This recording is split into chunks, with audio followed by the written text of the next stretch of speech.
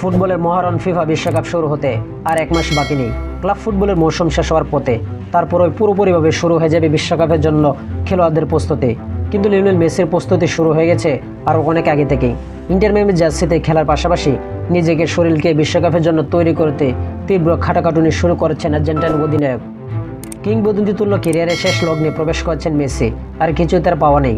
2022 সালে অধরা বিশ্বকাপও জিতেছেন, এখন যা পাবেন তার সবাই বাড়তি। কিন্তু তারপরও বিশ্বকাপকে হালকা করে দেখছেন না 8বার ব্যালন ডি'অর জয়ী, বরং শারীরিক পরিশ্রম আরও বাড়িয়ে দিয়েছেন এমএনটেন্ড। মেসির ক্লাব আর্জেন্টিনার সতীর্থ রদ্রিগো দি পল জানালেন, আর্জেন্টিনার শিরোপা ধরে রাখার মিশনে নিজেদের শরীরকে সর্বোচ্চ পর্যায়ে রাখতে কঠোর পরিশ্রম করছেন তারা দুজনেই। বিশ্ব ফুটবলের সর্বোচ্চ শিরোপা পেলেও নিজেকে তৈরি করতে মেসি পর্দার আড়ালে থেকে জীবনের সবচেয়ে কঠিন অনুশীলন করেছেন। ক্লাবের প্রতি দায়বদ্ধতা থেকে নিয়মিত অনুশীলন করেনই জাতীয় দলের হয়ে সেরা পারফরমেন্সের জন্য ফিট থাকতে ডাবল ট্রেনিং শুরু করেছেন। লো দেল পিলোর সঙ্গে সাক্ষাৎকারে ডি পল জানালেন, গত কয়েক মাস ধরে তারা বিশেষ ফিটনেসের পরিকল্পনা নিয়ে কাজ করেছেন।